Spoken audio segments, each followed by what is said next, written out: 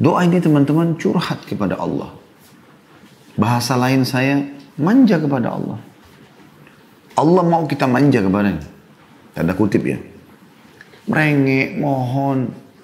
Bahkan Allah suka kalau hambanya terus memohon kepadanya. Walaupun nikmat itu sudah diberikan. Tamak terhadap rahmat Allah, bagian daripada syariat kita. Allahu Rabbi wal Islamu dini wa Muhammadan Rasulullah. Baik teman-teman sekalian, pada pagi ini semoga Allah berkahi kita lanjutkan kajian buku kita Sahih Hadis Qudsi. Dan kita akan membahas judul baru lanjutannya yaitu keutamaan berdoa dan sholat pada akhir malam. Jadi sebenarnya seperti nyambung dengan bahasan yang sebelumnya ya. Tetapi memang bahasan sebelumnya panjang lebar kita jelaskan keutamaan. Maka kita belum sempat menyelesaikan atau melanjutkan dengan bab ini. Ini bab bisa kita katakan berdiri sendiri dan kita coba akan bahas insya Allah. Hadis yang diangkat oleh penulis tepatnya hadis nomor 113 atau urutan 113 dari awal mempelajari buku ini dengan sanad sahih.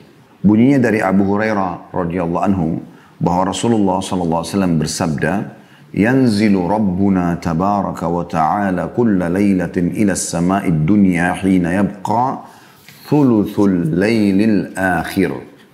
Yaqul man yad'uni fa astajib lahu. Man yas'aluni fa'u'tiyah wa man yastaghfiruni fa'aghfir lah." Rabb kita yang maha suci lagi maha tinggi turun pada setiap malam ke langit dunia ketika tersisa sepertiga malam terakhir. Seraya berfirman, "Siapa yang berdoa kepadaku, maka aku akan mengabulkannya. Siapa yang memohon kepadaku, maka aku akan memenuhinya. Dan siapa yang memohon ampunan, taubat kepadaku, maka aku akan mengampuni." Diriwayatkan oleh Bukhari, Muslim, Abu Dawud, Tirmidzi, Ibnu Majah, dan juga An-Nasai. Seperti biasa teman-teman sekalian, kita akan bedah hadis ini insya Allah menjadi atau mengambil darinya beberapa manfaat. Yang pertama, potongan hadis ini yang Nabi SAW mengatakan yanzilu Rabbuna tabaraka wa ta'ala. Dimaksud dengan turunnya Tuhan kami atau Tuhan kita yang maha berkah dan maha tinggi. Kalimat Nabi SAW yanzilu mengisbatkan atau menetapkan sifat turunnya Allah. Kalau Allah Subhanahu wa ta'ala benar-benar dengan kemahasempurnaannya ya, turun. Dan kita sudah tahu turun itu berarti dari atas ke bawah. Jadi ini menetapkan ada perbuatan Allah Subhanahu wa ta'ala yang Allah lebih mengetahui seperti apanya karena tugas kita mengimaninya. Dan tidak boleh kita mengalihkan maknanya. Mengatakan bukan Allah yang turun, tapi rahmatnya misalnya. Karena Nabi SAW memastikan dengan bahasa yang jelas, yanzilu Rabbuna tabaraka wa ta'ala. Berarti Tuhan kita turun, ya, yang maha tinggi dan maha berkah. Jadi ini bahasa turun ini adalah menandakan Allah Subhanahu wa ta'ala, zat yang maha mulia, mendatangi kita. Ya, mirip dengan hadis yang sebelumnya sudah kita jelaskan, bagaimana Nabi SAW mengatakan, telah datang kepadaku Tuhanku. Sebenarnya tentu Allah Subhanahu wa ta'ala ya, yang menyambut ya, hamba-hambanya dengan memberikan peluang mereka agar bisa ya, memohon kepadanya. Kemudian potongan yang kedua, kulla lailatin, setiap malam. Ya. Kalimat kulla laila berarti tidak tertinggal satu malam pun dari malam-malam dunia kecuali Allah Subhanahu wa ta'ala turun ke langit bumi. Dan ini juga menandakan setiap harinya, setiap malamnya Anda punya peluang untuk bertemu dengan Tuhan Anda, Allah Subhanahu wa ta'ala, untuk bermunajat tentunya kepadanya walaupun tidak melihat secara zat. Dan Allah subhanahu wa ta'ala memang tidak terlihat oleh makhluknya di dunia, tapi akan terlihat di akhirat nanti. Ya, karena Allah maha besar, maha kuasa. Allah sudah memang memasang hijab antara dia dengan hambanya di dunia ini. Sebagaimana pernah ditanyakan kepada Nabi SAW oleh Aisyah radhiyallahu anha, hal tara rabbak, apakah anda melihat Tuhan anda pada saat sedang mi'raj ke langit? Maka jawaban Nabi SAW, Allahu nurun ala nur anna arah. Allah itu cahaya di atas cahaya, bagaimana aku bisa melihatnya? Juga Nabi Musa AS sempat bertanya, memohon kepada Allah agar diperlihatkan atau melihat Allah. Ya. Dia mengatakan, A'udzubillahi minasyaitonirrajim, dalam Al-Quran diceritakan, Rabbi arini anzur ilaik. Wahai Tuhanku, izinkan aku melihatmu. Qala lan tarani walakin anzur ilal jabal. Kau tidak akan pernah bisa melihatku. Tapi kalau kau tetap berpikir masalah itu, lihatlah ke gunung-gunung itu. Fa in istaqarra makanahu fasawfa tarani. Kalau gunung-gunung itu bisa menampung, bukan menampung, saya tarik kalimat ini, bisa ya, menerima kedatangan Allah subhanahu wa ta'ala, maka kau akan bisa melihatku. Falamma tajalla rabbu lil jabal, pada saat Allah dengan kemahasempurnaannya ya, ingin datang ke gunung itu, ja'alahu dakka, maka hancur lebur gunung itu. Wa kharra Musa sa'iqa, dan Musa pun akhirnya pingsan. Ya. Pada saat dia terkaget, dia pun bertobat kepada Allah SWT. Dan Nabi SAW sudah mengatakan dalam sebuah hadis, kalian akan melihat pertama kali Tuhan kalian nanti di mahsyar dalam bentuk cahaya yang terang seperti bulan purnama di malam Lailatul Qadar. Ya. Kemudian kalimat selanjutnya, ila sama'id dunya hina yabqa thuluthul lailil akhir, ke langit dunia pada saat tertinggal sepertiga malam. Kita ambil dulu potongannya di sini, ila sama'id dunya, ke langit ya, dunia. Ada riwayat juga menjelaskan tentang Allah subhanahu wa ta'ala menciptakan 7 lapis langit. Dan Nabi SAW di beberapa riwayat menyebutkan langit di atas kepala kita ini yang paling dekat dengan kita dikenal dengan sama'id dunia. Sama'id dunia. Gitu kan. Karena di atasnya itu ada langit yang kedua, langit yang ketiga, langit yang keempat, dan seterusnya. Sebagaimana Allah jelaskan dalam surah Al-Mulk di ayat 3-nya yang berbunyi, A'udzubillahi minasyaitonirrajim. Alladzi khalaqa sab'a samawatin tibaqa.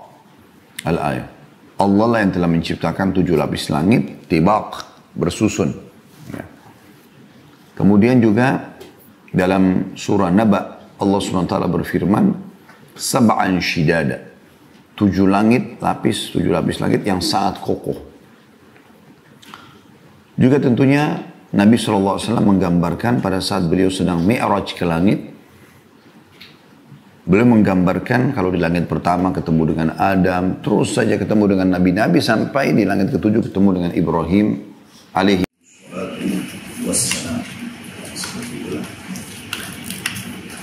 Selanjutnya yang dimaksud dengan hina yabqa thuluthul lailil akhir, sewaktu tertinggal sepertiga malam.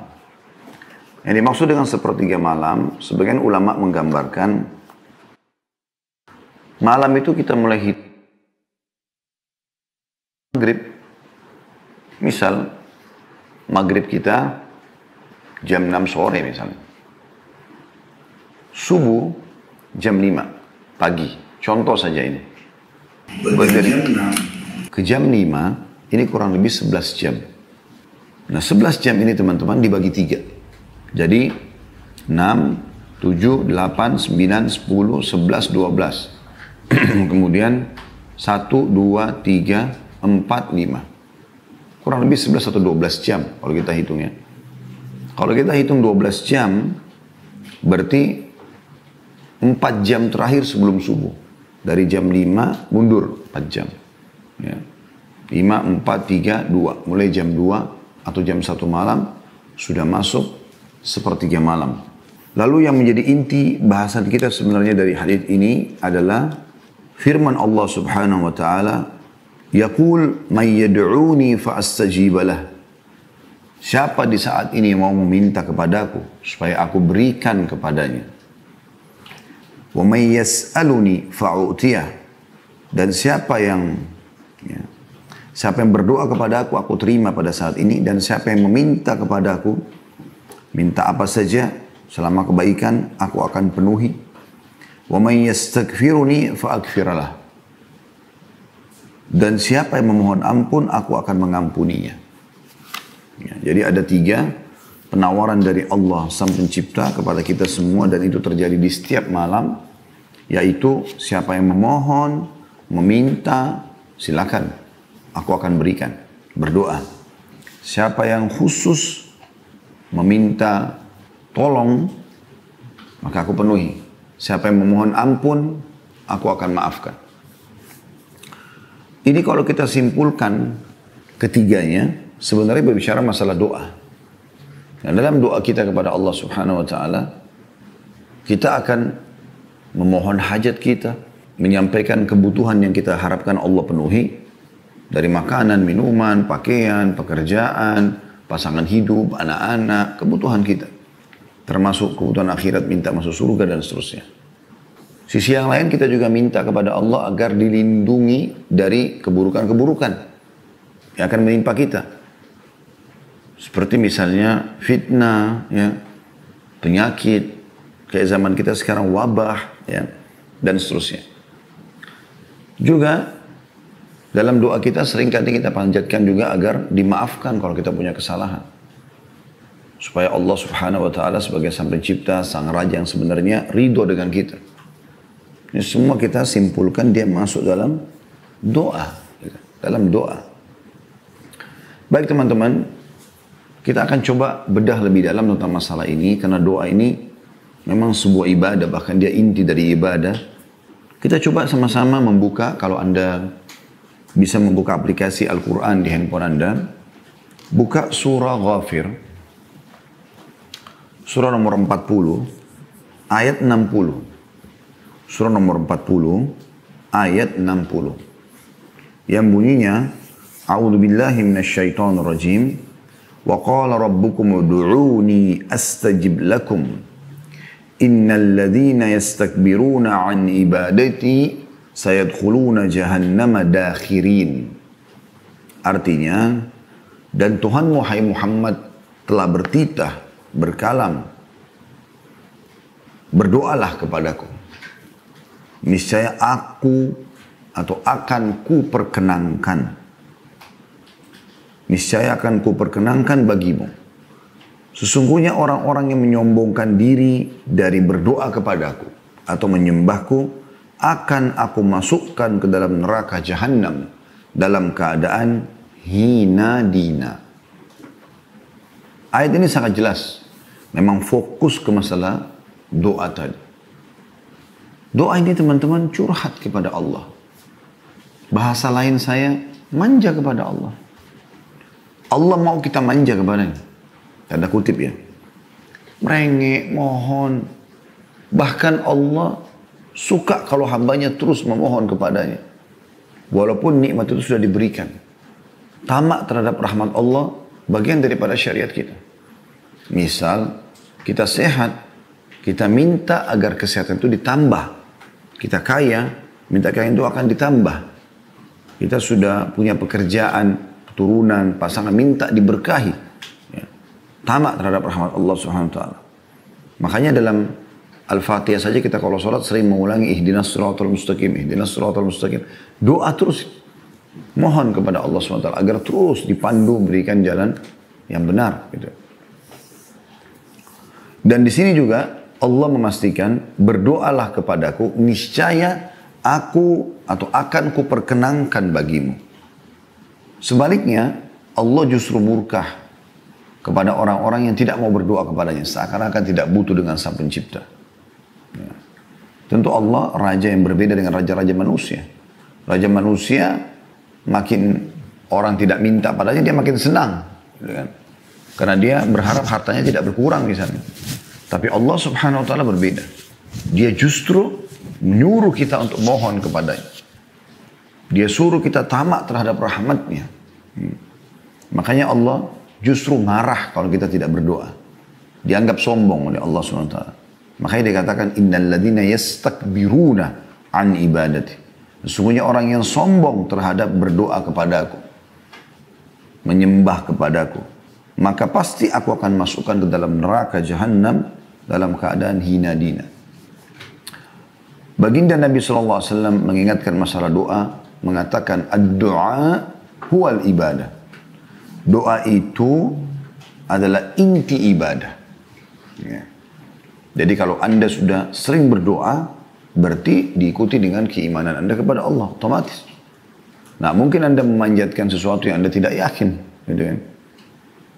Karena arti kata keberadaannya Allah SWT. Kemudian juga dengan berdoa, berarti memang Anda sudah minta kepada pemilik segala sesuatunya. Karena kalau kita sehat, yang miliki kita Allah, yang miliki kesehatan itu Allah, yang bisa mempertahankan dan menambahnya Allah. Kalau kita sakit, maka yang memiliki kita Allah, yang memiliki juga ya, penyakit itu adalah Allah, yang bisa menyembuhkan juga Allah. Juga Anda dari sisi yang lain, yang ketiga adalah menolak semua sesembahan selain Allah. Otomatis, ya, Anda tidak perlu berdoa lagi, memohon kepada selainnya. Juga sabda Nabi SAW dalam riwayat Tirmidzi, "Man lam yad'ullah yaghdab alaih." Siapa yang tidak memohon kepada Allah, justru Allah murka padanya. Ya. Juga dalam riwayat Tirmidzi disebutkan Nabi SAW bersabda, tidak ada sesuatu yang paling mulia di sisi Allah melebihi doa. Doa ini teman-teman sekalian, baik Anda lihat jawabannya atau belum Anda lihat jawabannya, tetap dia ibadah. Anda akan panen dalam bentuk pahala pada hari kiamat. Jadi nggak ada keraguan untuk terus berdoa kepada Allah Subhanahu wa Ta'ala. Ya.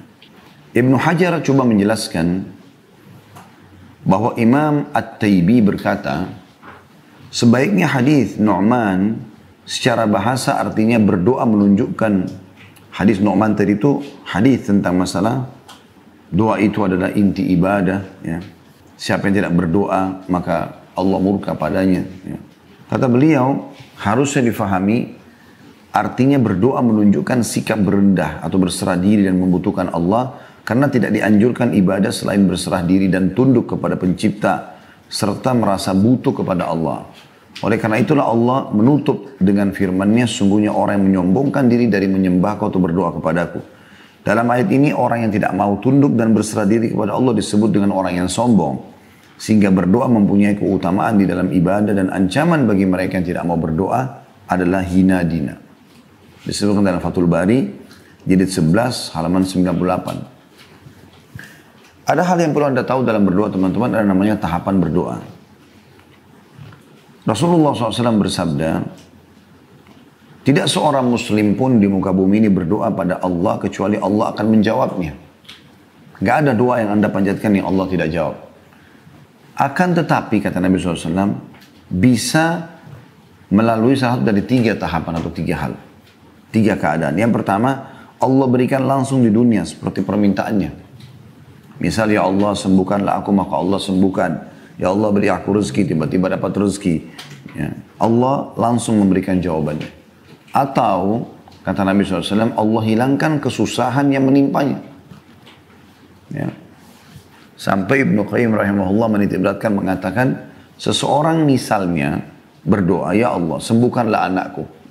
Lalu ia berkata, aku sudah berdoa selama 10 tahun tapi Allah belum berikan atau belum menerima. Ini kekeliruan, kata beliau. Karena bisa saja tanpa doa maka anak itu jadi lebih parah atau mati. Tetapi dengan doa kepada Allah yang Maha Pemurah, hilanglah musibah yang akan menimpahnya. Yang ketiga, Allah simpankan untuknya pada hari kiamat yang Allah gantikan dengan pahala yang banyak. Di dalam sebuah athar disebutkan, sesungguhnya hamba-hamba yang rajin berdoa akan menemukan pahala yang melimpah pada hari kiamat. Maka pada saat itu mereka berharap bila semua doa mereka di dunia ya, kepada Allah yang Maha Sempurna ya, terlambatkan jawabannya dan diterima pada hari kiamat karena besarnya yang mereka dapatkan.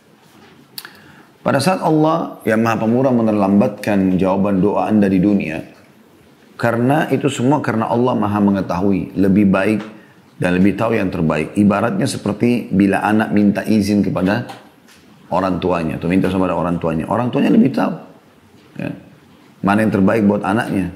Jadi kalaupun misalnya anaknya mau minta mohon izin kepada orang tuanya akan jalan dengan fulan atau fulana, dan orang tua tahu anak yang diajak jalan ini buruk, narkotika lah, pezina lah, apalah segala macam itu. Saya yakin sehebat apapun anak Anda memohon, retorika apapun yang digunakan Anda tidak akan berikan, izinkan, karena Anda tahu itu. Ini ibaratnya saja gitu ya. Saking dahsyatnya doa, sampai kata Nabi SAW, la yaruddul qadha illa doa. Dalam hadis riwayat Tirmidzi, tidak akan mungkin ada yang bisa menolak takdir kecuali doa. Sementara takdir Allah SWT kita sudah tahu, tidak akan mungkin berubah gitu ya. Tapi Nabi SAW sampaikan masalah itu.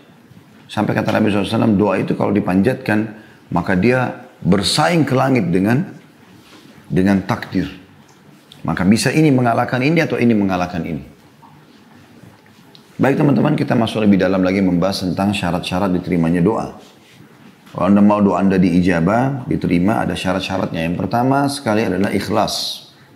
Sebagaimana Allah sebutkan dalam surah Al-A'raf, surah nomor 7 ayat 29. Yang bunyinya, A'udzubillahi minasyaitonirrajim, Al-A'raf, surah nomor 7 ayat 29. Qul amara rabbi bil qist wa aqimu wujuhakum 'inda kulli masjidin wad'uuhu mukhlisina lahud din kama bada'akum ta'udun. Katakanlah hai Muhammad kepada semua pengikutmu, Tuhanku menyuruh menjalankan keadilan. Dan katakan pula, luruskanlah mukamu atau dirimu di setiap sholat arah kiblat. Dan berdoalah, ini saksi bahasan kita, pada Allah dengan mengikhlaskan ketaatanmu kepadanya. Sebagaimana Dia Allah telah menciptakan kamu pada permulaan, demikian pula lah kamu akan kembali kepadanya. Jadi di sini ada perintah untuk ikhlas. Juga sabda Nabi SAW riwayat Abu Daud, Inna Allah la yaqbalu amal illa ma kana khalisan liwajhi. Allah tidak akan terima amal kecuali ikhlas kepadanya. Jadi kalau teman-teman berdoa, jangan sama sekali ada indikasi riya. Karena lawan ikhlas adalah riya. Ingin pamer, ingin dipuji, ya. Dan setiap kali ada masuk sedikit masalah itu, stop, langsung berhentikan. Ya, lawan dia. Jangan ikuti bisikan syaitan. Karena syaitan selalu mengajak kita negosiasi. Yang kedua, syarat diterimanya doa, memuji Allah atau tahmid. Dan juga membaca salawat kepada Nabi SAW. Sebagaimana Nabi SAW bersabda kepada seseorang sahabat yang masuk masjid tiba-tiba mengatakan, Allahumma gfirli, ya Allah ampunilah aku. Kata beliau, sungguh orang ini sangat tergesa-gesa. Kalau saja ia memuji Allah dan membaca salawat kepadaku. Juga sabda Nabi SAW, semua doa yang tidak membaca salawat kepadaku akan terhijab atau tertahan. Yang ketiga, syaratnya khauf dan tamak. Maksudnya diikuti dengan rasa takut. Ya. Jangan sampai doa ini nggak diterima, supaya Anda terus semangat berdoa dan tamak terhadap rahmat Allah. Artinya meminta sesuatu yang besar kepada zat yang maha besar. Dari hal kecil sampai yang besar Anda minta kepada Allah. Selama itu bukan mustahil dalam ciptaan Allah. Seperti misalnya jangan minta, ya Allah hilangkan malam. Kan tidak mungkin. Itu sunnatullah, Allah ciptakan malam akan selalu ada. Gitu kan.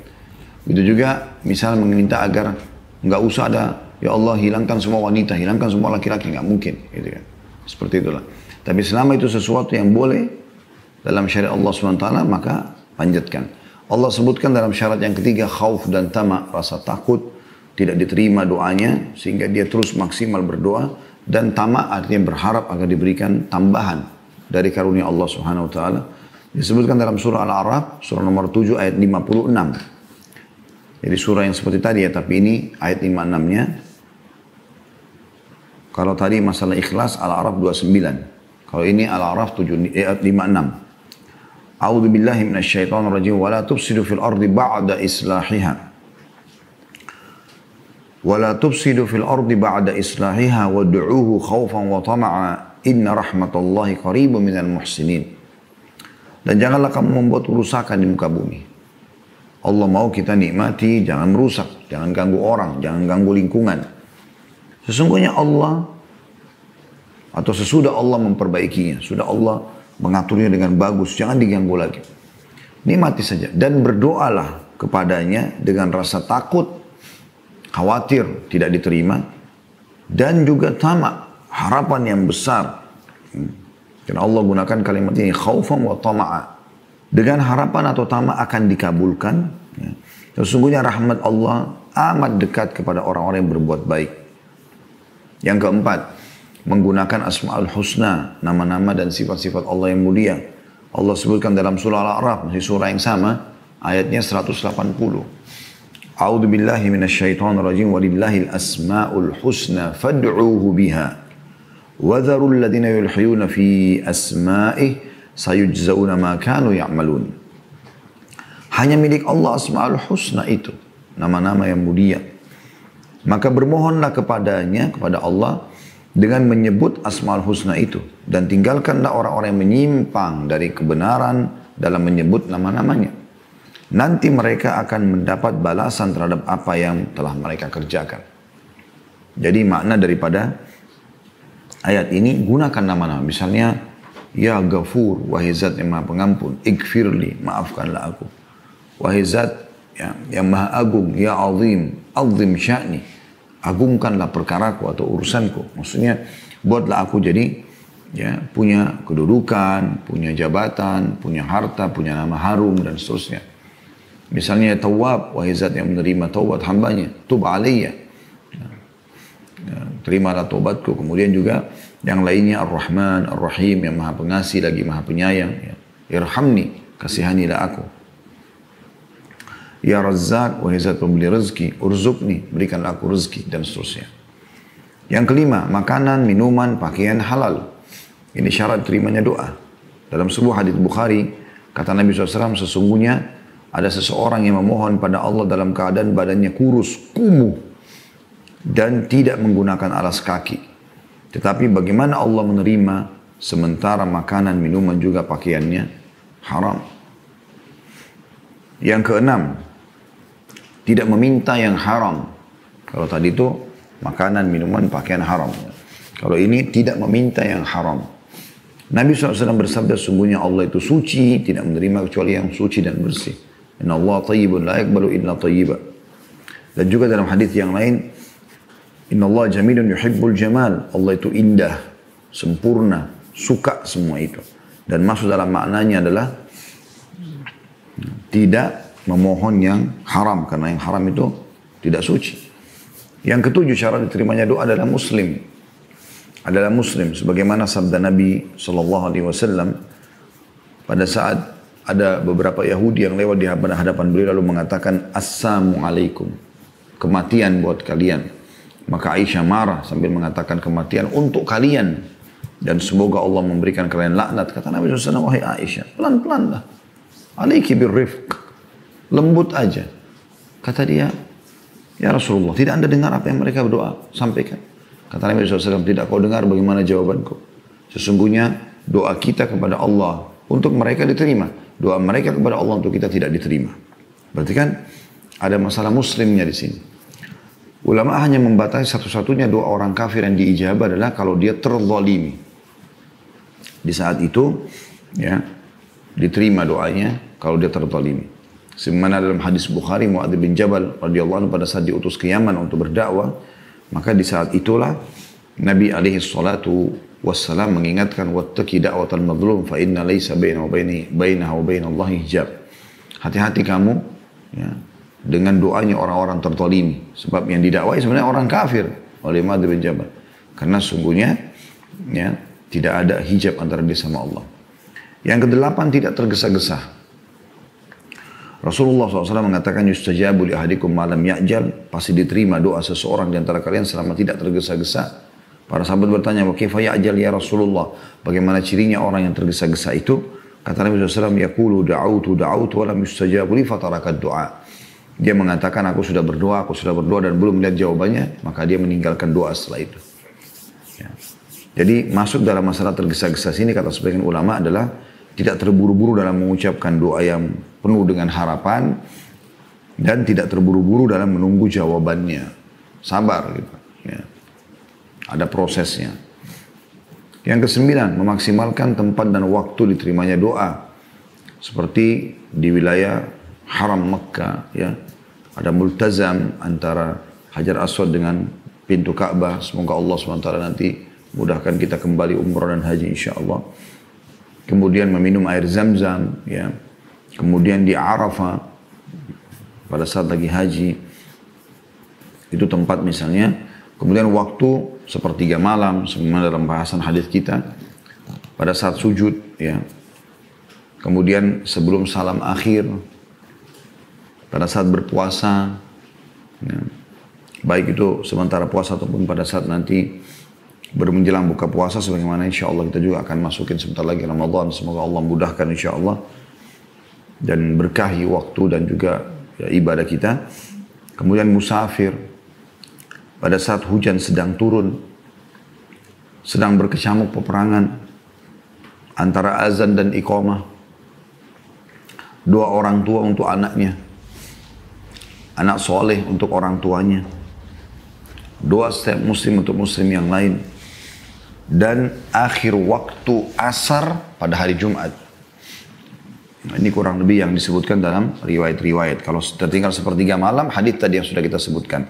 Saat sujud adalah hadis Nabi SAW riwayat Bukhari, akrabu abdu ila rabbih wa huwa sajid. Ya. Fa aktsiru fihi doa. Paling dekatnya seorang hamba dengan Allah pada saat dia sujud, berbanyak doa. Ya. Kemudian sebelum salam akhir, setelah Nabi SAW ajarkan doa-doa sebelum salam, beliau mengatakan setelah itu, falyadu'u ma yasha. Boleh orang berdoa apapun yang dia inginkan. Berpuasa, ya. Dan juga musafir digabungkan dalam hadis. Ya. Sebenarnya orang puasa juga ada riwayat sendiri. Kata Nabi SAW, sesungguhnya orang yang puasa ya, memiliki waktu yang diijabah oleh Allah Subhanahu Wa Taala. Riwayat lain menjelaskan pada saat menjelang buka puasa, tapi umumnya mulai dia puasa ya, dari setelah pas sahur sampai menjelang buka puasa semuanya waktu mustajab. Musafir pun begitu, kata Nabi SAW, dua yang tidak ragu lagi doanya diijabah atau tidak ditolak, yaitu orang yang berpuasa dan musafir. Juga pada saat hujan sedang turun, pernah hujan turun, Nabi SAW mengatakan ini rahmat Allah sedang turun, berdoalah. Pada saat perang lagi berkecamuk, kata Nabi SAW dalam sebuah hadis yang sahih, ya, bahwasanya di seperti keadaan inilah pada saat perang lagi berkecamuk, doa tidak ditolak. Kemudian juga antara azan dan iqamah sudah masyhur, kata Nabi SAW dalam hadis, tidak akan ditolak doa antara azan dan iqamah. Doa orang tua buat anaknya, ya, sabda Nabi SAW, ya, termasuk doa yang mustajab adalah doa orang tua buat anaknya. Ya.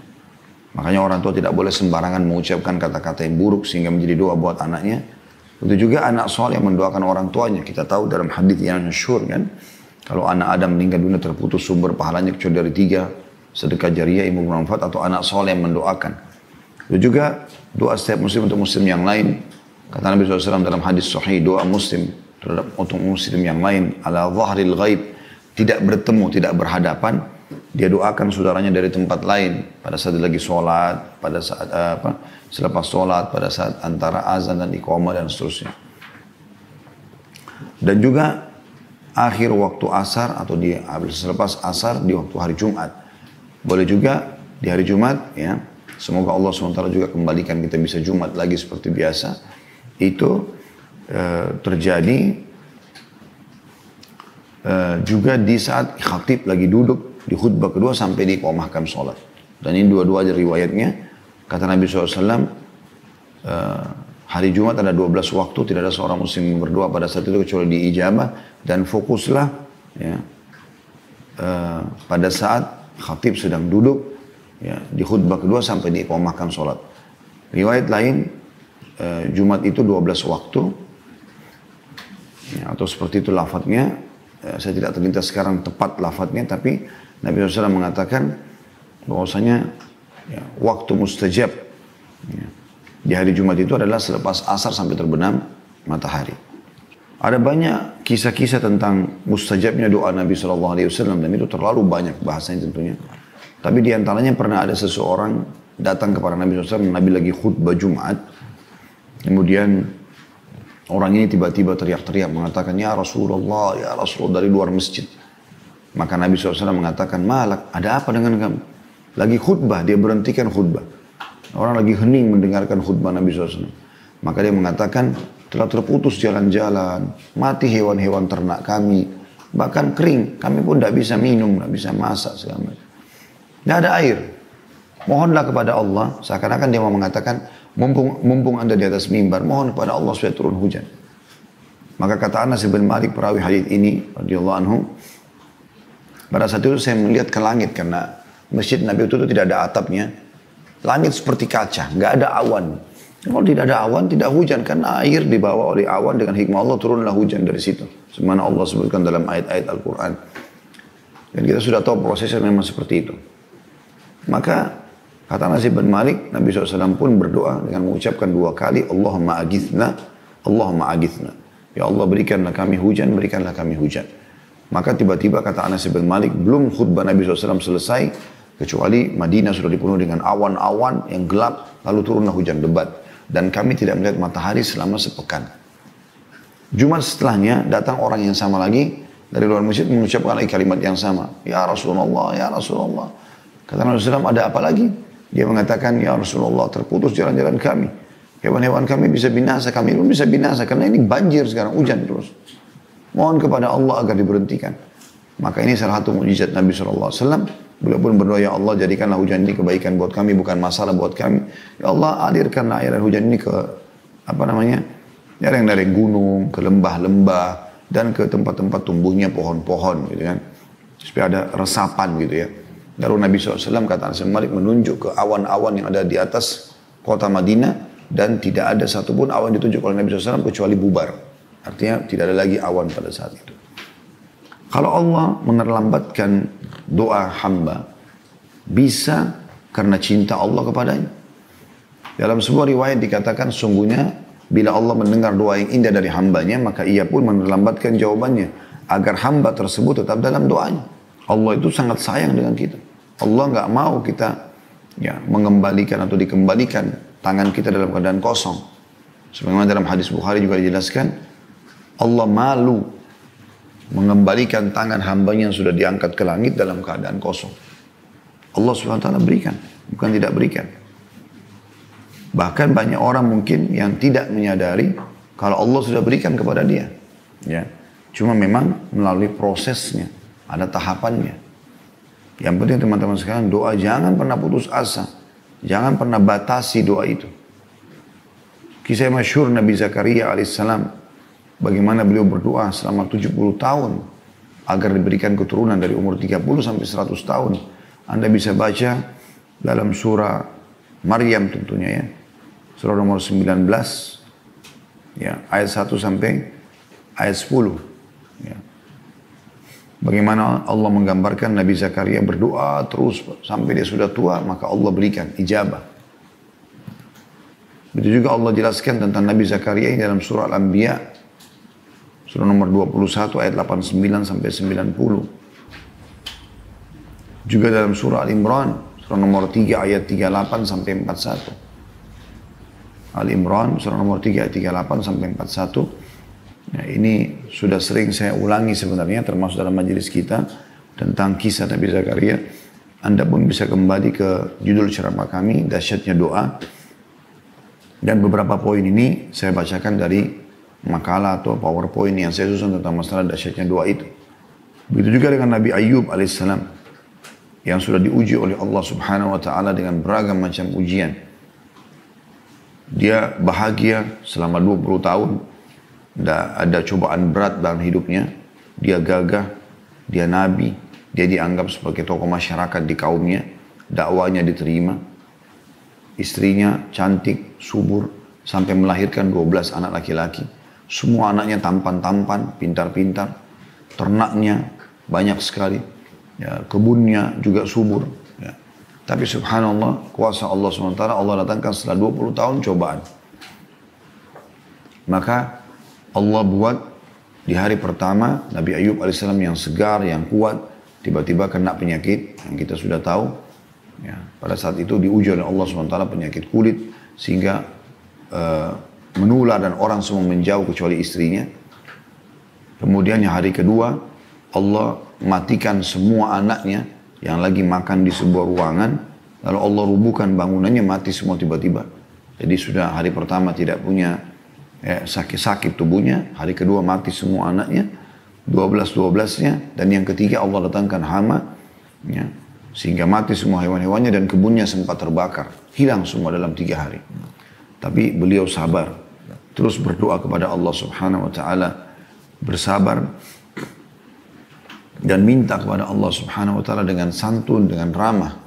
Allah sebutkan dalam surah Al-Anbiya. Surah nomor 21 ayat 83 sampai 84. Ini pelajaran yang luar biasa ini. Allah berfirman. A'udzu billahi minasyaitonir rajim wa ayyuba idh nada rabbahu anni massani ad-dur wa anta arhamur rahimin. Dan ingatlah kisah Ayyub pada saat dia mohon kepada Tuhannya, ya, bahwasanya saya telah ditimpa cobaan penyakit ini dan Kau Zat yang Maha Penyayang.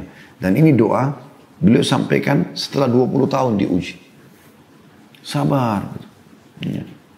Sampai waktu sudah 18 tahun berlalu, istrinya sempat bertanya, mengatakan, wahai Ayyub, mintalah kepada Allah, tidak usah minta, mohon kepada Allah agar diberikan anak lagi, jadi kaya lagi. Anda sembuh aja biar bisa berdakwah.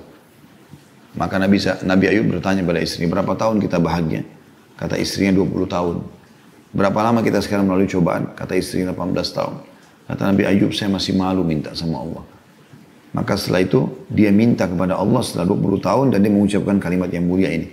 Dan ingatlah ketika Ayub memohon kepada Tuhannya bahwasanya saya ditimpa penyakit. Bukan dia bilang, ya Allah sudah 20 tahun sembuhkan saya. Enggak, dia mengatakan, wa anta arhamur rahimin. Dan Kau Zat yang Maha Penyayang. Maksudnya terserah, mau sembuhin saya iya, kalau enggak juga enggak ada masalah. Tapi Kau Zat yang Maha Penyayang, pasti Kau tahu kebutuhanku. Maka Allah mengatakan, fastajabna lahu wa kashafna ma bihi min dur. Maka kami ya terima permintaan dia dan kami angkat penyakitnya. Apakah dengan begitu saja? Tidak. Kalau Anda menikmati prosesnya dan Anda sabar, yang terjadi adalah dikatakan wa atainahu ahlahu wa mithlahum ma'ah. Dan pada saat itu kami berikan, ya, kami kembalikan keturunannya, ya. Kami buat lagi, maksudnya di sini kata sebagian ulama tafsir, ya, kami kembalikan keluarganya kepadanya, maksudnya buat istrinya hamil, melahirkan anak, ya, laki-laki lagi, dikatakan wa mithlahum ma'ah. Dan kami lipat gandakan bilangan mereka. Tadi anaknya 12 jadi 24. Tadinya hartanya melimpah jadi miskin. Tiba-tiba penyakitnya sembuh. Kemudian masyarakatnya datang gembira karena Nabi Ayub sudah sembuh. Mereka menghibahkan harta-harta kepada Nabi Ayub. Nabi Ayub menjadi lebih kaya dari sebelumnya. Dari 20 tahun yang lalu. Dalam seketika. Dalam sehari. Lalu istrinya pun dengan hikmah Allah SWT terlihat tanda hamil. Lalu melahirkan anak double dari jumlah yang sebelumnya. Allah mengatakan, setelah mengatakan wa mithlahum ma'ahum, dan kami lipat gandakan bilangannya, rahmatan min indina, sebagai rahmat buat kami, wa dzikra lil abidin, dan peringatan bagi hamba-hamba. Gitu kan? Juga Nabi Yunus alaihissalam yang masyhur, setelah dia meninggalkan wilayah Nainawa, kemudian dia coba mencari lokasi dakwah lain, padahal sebenarnya dia keliru pada saat itu, karena dia harusnya bersabar.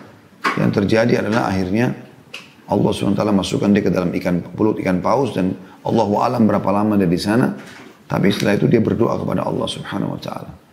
Dia berdoa kepada Allah SWT dan Allah ijabah dia. Bahkan saking tulusnya Nabi Yunus berdoa kepada Allah pada saat itu dan mengakui kesalahannya, mengatakan la ilaha illa anta subhanaka inni kuntu minadh dhalimin. Ya, tidak ada Tuhan yang berhak disembah kecuali Engkau, Maha Suci Engkau, aku termasuk orang-orang zalim.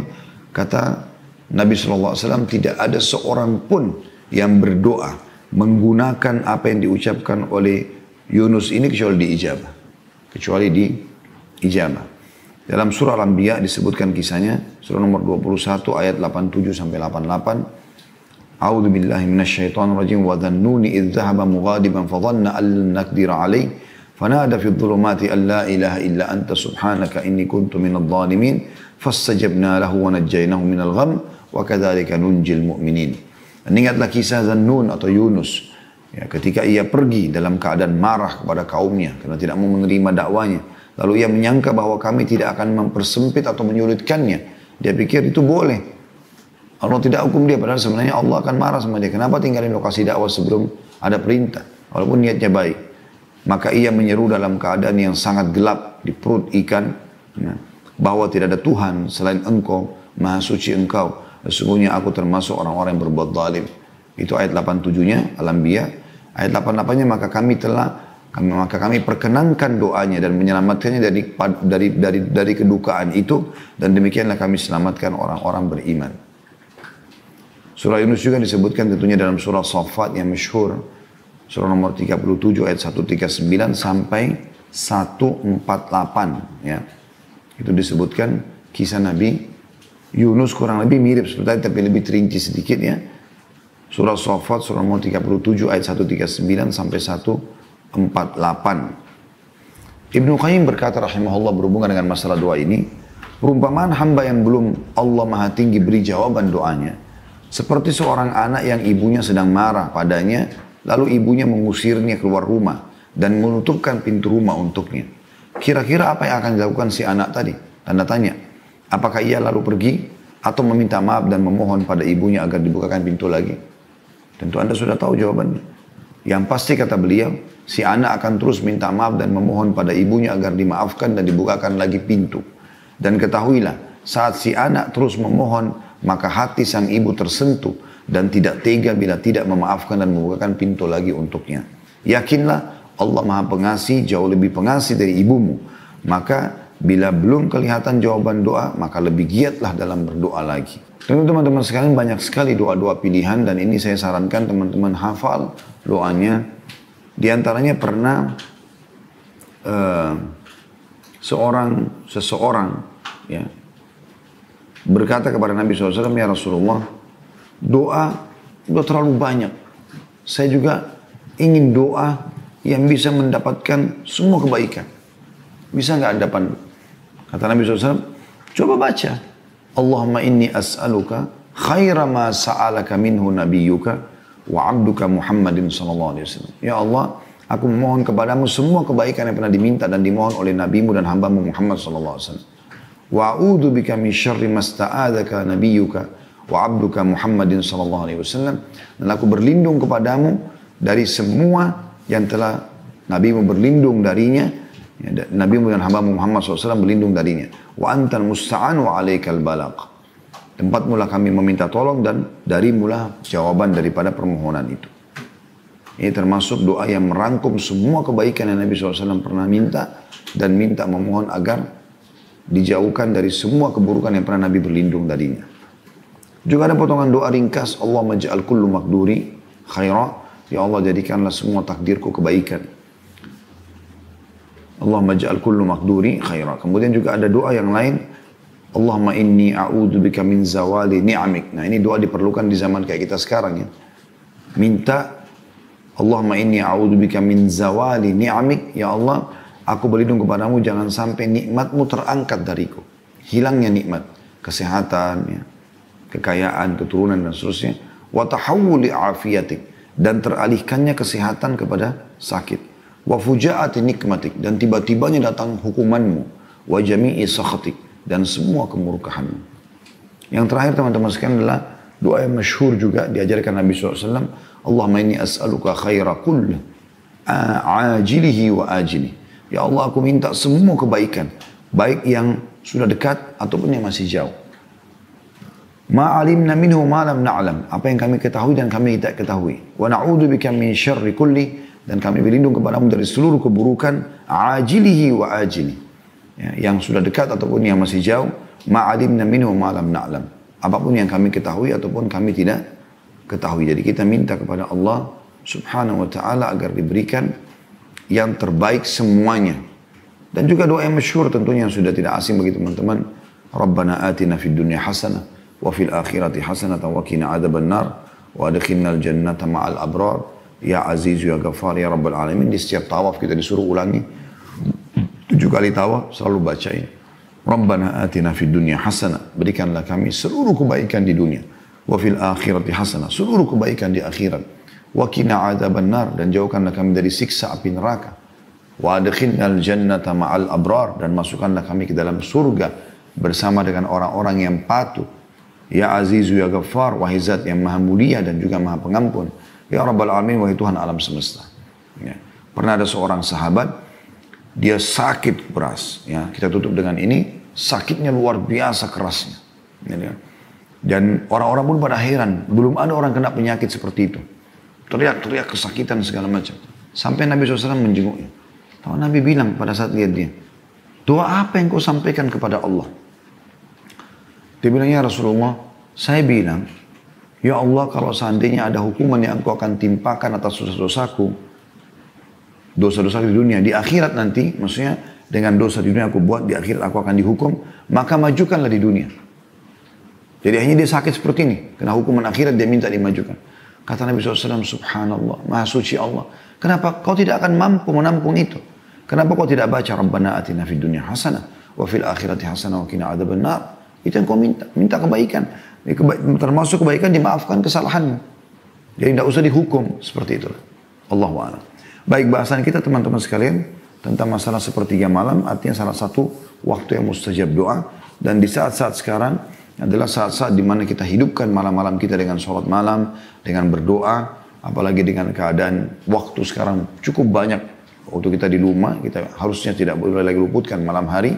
Kalau Anda belum terbiasa sholat malam lengkap, 8 rakaat dengan witir 3, minimal 2 rakaat. Menjelang azan subuh, hidupkan. Dan sebentar lagi akan masuk Ramadan. Walaupun misalnya kita belum bisa tarawih di masjid, nah kita bisa tarawih di rumah, yang merupakan sholat malam yang dimajukan. Maka jangan sia-siakan. Anda juga akan bangun makan sahur, itu waktu mustajab doa. Jangan hanya habiskan waktu dengan makanan dan minuman juga tontonan, tapi berdoa, itu mustajab. Bayangkan teman-teman kalau Anda punya hajat dengan salah satu orang di dunia, lalu dia mengatakan, misal presiden mengatakan datanglah ke istana saya atau ke kantor saya jam 6 pagi. Syaratnya lagi kau harus jalan kaki. Bawa ini dan itu. Maka saya akan kasih apa yang kau minta. Misal dia mau minta dibebasin tanahnya, dia mau minta dikasih jabatan. Saya yakin orang akan berbondong-bondong ke situ. Subhanallah. Allah datang sepertiga malam ke rumah kita tanda kutip di dunia, ya, di bumi ini, lalu menanyakan lagi, apa hajat kalian? Ada salah yang kalian lakukan mau minta maaf sama saya? Ya. Ada nggak pertolongan yang kalian butuhkan? Maka saya akan berikan. Jangan disia-siakan semua ini. Allahu a'lam.